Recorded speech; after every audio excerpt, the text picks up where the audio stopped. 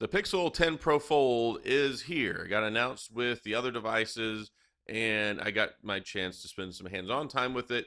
And it's a beautiful phone. Like the moonstone color, absolutely gorgeous. Also in the jade color. Those are the only two. You can't get it in the more pedestrian, obsidian, or porcelain. So yeah, you're going to be stuck with the moonstone or the jade. But the colors look good, and I especially am in love with the moonstone. I've talked about this in many other videos. But when it comes to this phone, I feel like the Pixel 10 Pro Fold is kind of the phone that everybody wants when it comes to a foldable phone. Now, hear me out on this because I'm making this comparison talking about the Z Fold 7 because so many people complain about a lot of things with the Z Fold 7. It doesn't have a big enough battery. Well, the Pixel 10 Pro Fold has a 5,000 milliamp battery instead of the 44. That should be good enough, right? Or the Z Fold 7 doesn't have Qi wireless charging. Like it doesn't have the magnets. You can't just put the accessories on there. You have to have a case. Well, ta-da, the Pixel 10 Pro Fold, it has Qi 2 wireless charging. It has the magnets built into the phone.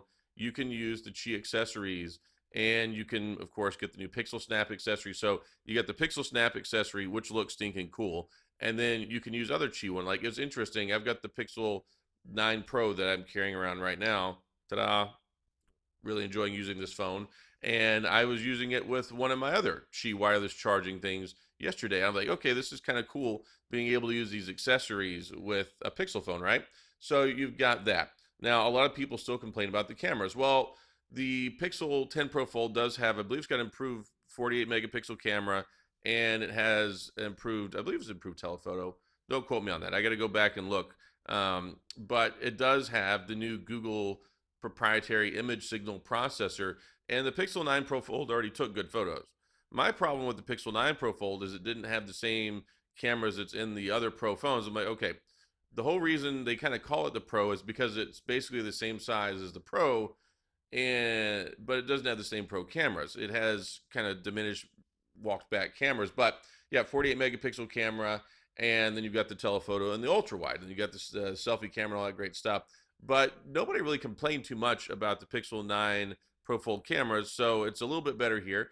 Plus, we have the new Google image signal processor, which should elevate us to the next level, or hopefully elevate us to the next level. And then as we go forward, it's something they can continue to optimize and make the shots even better. So that'll be cool once we can test that out. But I think most people will agree that the Pixel phones have better cameras than the Samsung phones. And I feel like the Pixel 9 Pro Fold had better cameras than the Z Fold last year. So even with the new 200 megapixel in the Samsung, we'll see what we get with a Pixel. But most people might have a little more confidence in that. So the other thing is the battery, right?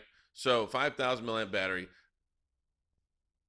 that's a bigger battery. Like so many people complain about the 4,400 milliamp in the Samsung, but here's the trade-off that I want to talk about because the most people said they would rather have a thicker phone with a bigger battery than a thinner phone with a smaller battery. And I'm like, okay, well, we'll see how that actually works out where like in reality, right? So many people with the S25 Edge, so many people with the Z Fold 7 were like, oh, well, who asked for this? Who asked for this? Who asked for a thinner phone? Who asked for us to give up our phone size for to make it smaller just for the sake of a smaller battery?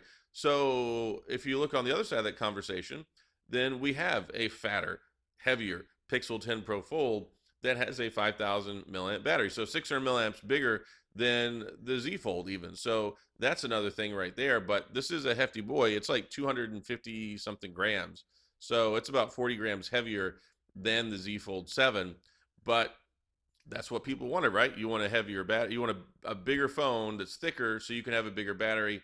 Well, you get it. 5,000 milliamp. And then the other thing was a lot of people complain, oh, well, the Z Fold, it's that expensive and it's not even IP68.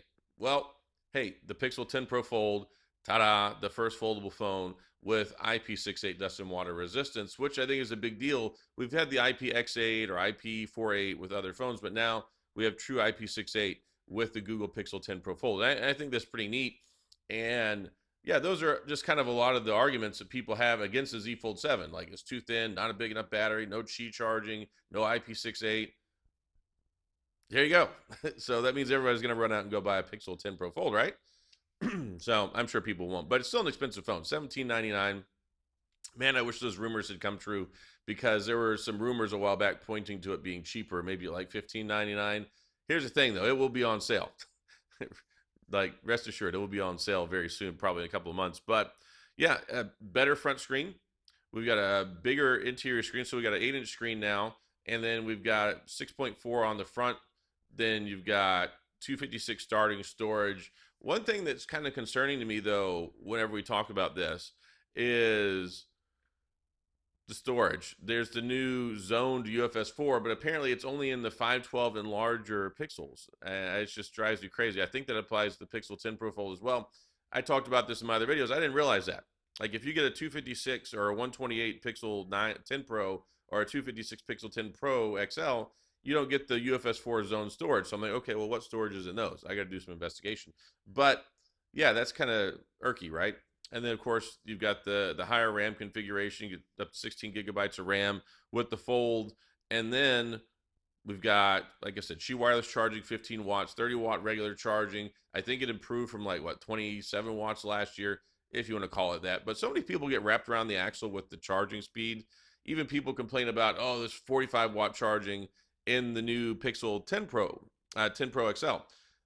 Look, as long as you got 30 watts, you're going to be fine. And it's funny because in the Android world, I say this so many times, everybody is more educated. They're more spec informed. Like everybody, sorry, hands going numb here. darn nerve damage.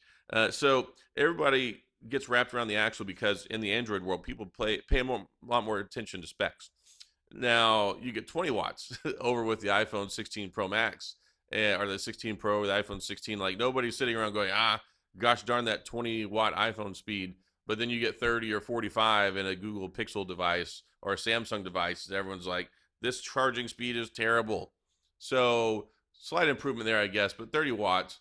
And then IP68, you've got, on top of that, we have a SIM card still. And one of the things that a lot of people have been upset about with the Pixel 10 series phones, right? The Pixel 10 Pro, Pixel 10 Pro Fold, it's all eSIM only. And I switched my eSIM over to the Pixel 10 Pro yesterday, and it really irks me that I have no physical SIM card now. In my iPhone 16 Pro Max, it's eSIM only. So I got an eSIM there, and now I've got one in the Pixel 10 Pro. And it's something that you can switch back and forth between a Pixel phone or an iPhone with respectively pretty easy, but still not quite in the same level of availability where I can just pop my SIM card in and out of any phone.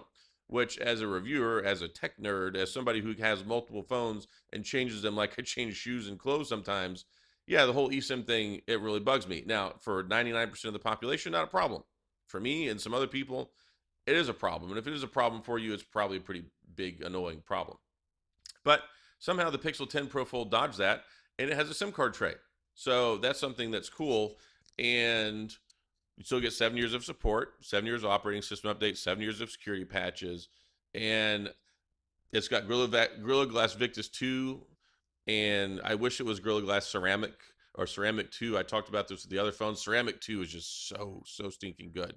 But Victus 2 is fine, but at $17.99, I'd like to see it maybe take it up a little bit extra notch. But overall, the phone looks impressive. I'm not insanely crazy about the design. They did thin down the hinge some, so it doesn't look like it has that big block as much in the top corner, and the hinge is smaller. It's got a new redesign, like steel cam-based hinge that's supposed to be pretty neat, and it's not going to be here till October. Like, the phone's not going to be here till like October the 9th, I believe. So we've still got some time on this one, but I did get some hands-on time with it. I did get to mess around with it. I did get to use it, and I think it's beautiful. Like, it's a beautiful looking phone, and it'll be interesting to see how it is received, because everybody complains so much about all those things I talked about that the Google Pixel guys went out and said, hey, we're going to throw this on our phone. We're going to make our phone better. Plus, we got the Tensor 5.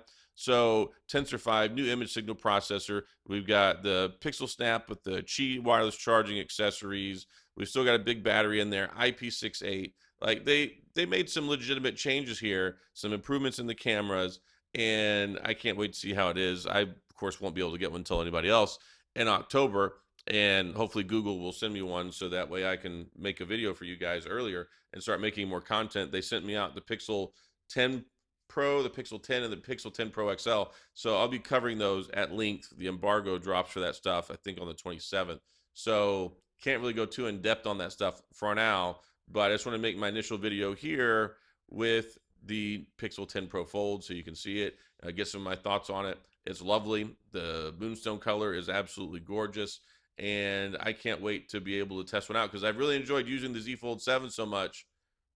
I want to test out and use the Pixel 10 Pro Fold some more. I'm more excited about it than I was last year. I still miss that old passport style with the original Pixel Fold, but I guess we can't have our cake and eat it too. But there's a lot of substantial updates here and more AI stuff than ever. And you've got the visual cue stuff. There's just a lot of neat stuff in the software, Material 3 Expressive, all those things. So I think people who are interested will be excited about the upgrades and things like that. Will it be something to upgrade over the Pixel 9 Pro Fold?